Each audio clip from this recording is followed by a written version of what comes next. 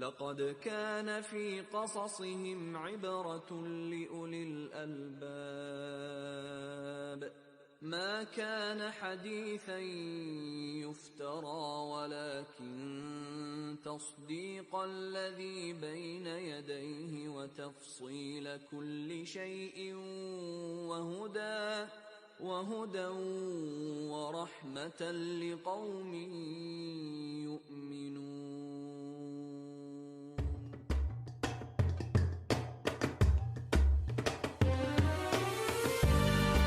Assalamualaikum warahmatullahi wabarakatuh. Salam sejahtera bagi kita semua. Perkenalkan, nama saya Wahyu Muhammad Hamdani dari Program Studi Pendidikan Sejarah kelas 3B Universitas Pendidikan Indonesia. Pada kesempatan kali ini, kita akan membahas tentang perkembangan sosial budaya dan ekonomi pada masa Islam di Nusantara. Adapun materi pembahasan pada kesempatan kali ini, kita akan membahas yang pertama, pembahasan mengenai kondisi pra-Islam yang mencakup kondisi sosial, budaya, dan ekonomi Nusantara pada masa sebelum atau menjelang kedatangan dan penyebaran agama Islam di Nusantara. Pembahasan yang kedua yaitu mengenai masuknya Islam yang mencakup bentuk interaksi sosial yang terjadi di masyarakat ketika Islam masuk ke Nusantara dan bukti-bukti catatan sejarah. Pembahasan yang ketiga mengenai kondisi sosial masyarakat pada masa Islam yang mencakup kondisi kehidupan sosial masyarakat Indonesia pada masa kekuasaan Islam. Pembahasan yang keempat mengenai kondisi budaya pada masa Islam yang mencakup awal pembentukan kebudayaan Islam, akulturasi budaya Islam dengan budaya lokal, kondisi seni sastra, dan ragam kebudayaan yang muncul pada masa Islam. Dan pembahasan yang terakhir adalah mengenai kondisi ekonomi masa Islam yang mencakup kondisi perdagangan dan pelayaran, pasar dalam sistem birokrasi, barang dagang, dan sistem jual beli barang.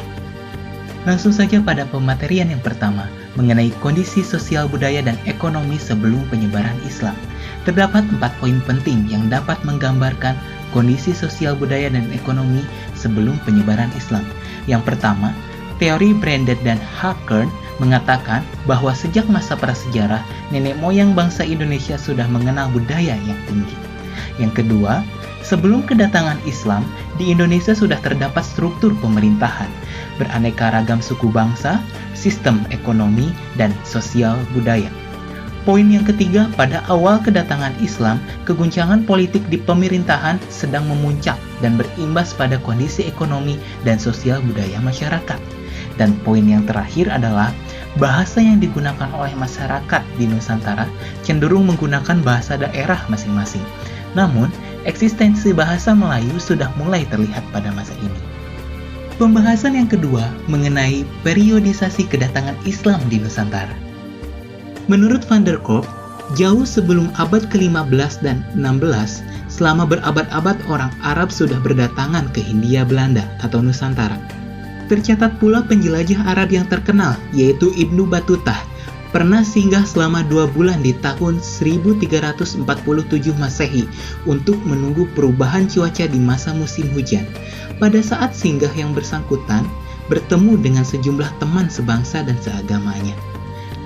Catatan serupa juga dibuat oleh anggota perutusan Tionghoa, yaitu Laksamana Cheng Ho, pada tahun 1413 tahun Cina, yang mencatat bahwa sekitar abad 15 Masehi di pesisir utara telah ada pemeluk agama Islam.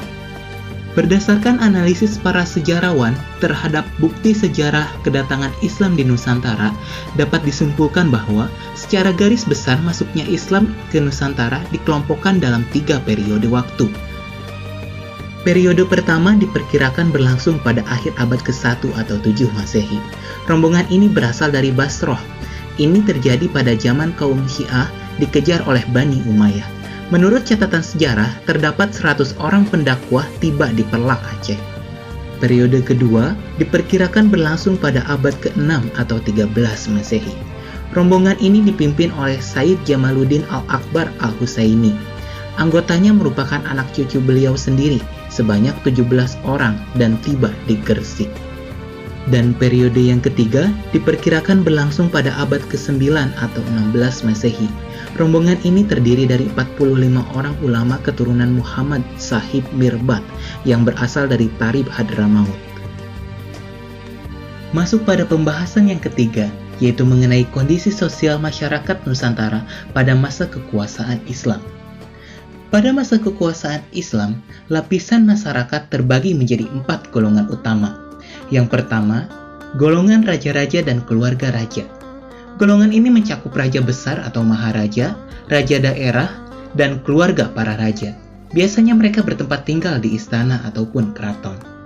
Golongan yang kedua yaitu golongan elit. Golongan ini merupakan masyarakat yang status sosialnya dipandang tinggi karena fungsinya atau ragam pekerjaannya. Dan golongan yang ketiga yaitu golongan non-elit. Golongan ini biasanya terdiri dari para pedagang, petani, para tukang, nelayan, anggota tentara, maupun pejabat birokrasi tingkat rendah. Dan golongan yang terakhir adalah golongan budak. Golongan ini biasanya bertempat tinggal di rumah para bangsawan sebagai pesuruh dan penjaga. Mereka melakukan pekerjaan berat, kasar, dan menguras tenaga. Selanjutnya, pembahasan yang keempat mengenai perkembangan budaya Nusantara pada masa Islam. Biasanya di setiap daerah memiliki budaya Islam yang khas sesuai dengan latar belakang orang yang menyebarkan Islam di daerah tersebut, baik itu berasal dari Gujarat, Arab, Persia, atau mungkin Cina. Dalam menyebarkan agama Islam, para pendakwah biasanya pandai dalam memanfaatkan budaya setempat dan praktik keagamaan lokal untuk mengakulturasikannya dengan ajaran Islam. Sebagai contoh, praktik yang digunakan oleh Sunan Kalijaga yang memakai media wayang dan gamelan dalam menyebarkan agama Islam. Sebelumnya, sebagian besar cerita wayang masih bersumber pada tradisi ajaran Hindu, tetapi dengan kelihayan Sunan Kalijaga menyisipkan idiom wacana dan ajaran Islam di dalamnya. Hingga tanpa disadari, pada akhirnya masyarakat lebih mengenal cerita wayang berdasarkan ajaran Islam. Pada seni sastra pun para sastrawan menjadi garda depan dalam mentransformasikan ajaran-ajaran Islam menjadi budaya masyarakat berupa karya sastra. Adapun karya sastra yang paling populer adalah Kasidah Burdah dan Kasidah Berjanji yang dinyanyikan pada setiap perayaan Maulid Nabi Muhammad. Pembahasan yang kelima mengenai kondisi ekonomi Nusantara pada masa Islam. Secara garis besar, mata pencaharian masyarakat Nusantara tidak berubah, yakni berfokus pada perdagangan dan pelayaran. Namun dalam segi penerapan dan praktik perdagangan tentunya akan berbeda.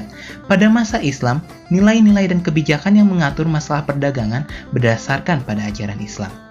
Pada masa Islam, masalah-masalah ekonomi yang sudah terjadi di masyarakat lambat laun memperoleh solusi bijak dari para pedagang muslim. Dari mulai perselisihan dagang, hak monopoli, kesantunan dagang, bagi waris, bahkan hingga masalah pembagian harta tatkala terjadi perceraian, mendapat jalan keluar berdasar pada ajaran Islam. Kemuliaan akhlak para pedagang dan keteraturan Islam dalam membentuk sistem ekonomi membuat para pedagang dari daerah lain semakin tertarik untuk melakukan transaksi dagang dengan masyarakat di Kepulauan Indonesia. Sehingga pada masa ini perdagangan dan pelayaran semakin berkembang pesat. Dan pembahasan yang terakhir mengenai pasar sebagai pusat perekonomian masyarakat Nusantara. Terdapat 4 poin penting yang harus kita bahas. Yang pertama, fungsi dan kedudukan pasar.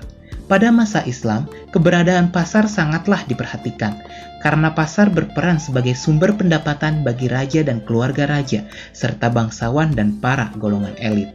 Poin kedua, pasar dalam sistem birokrasi.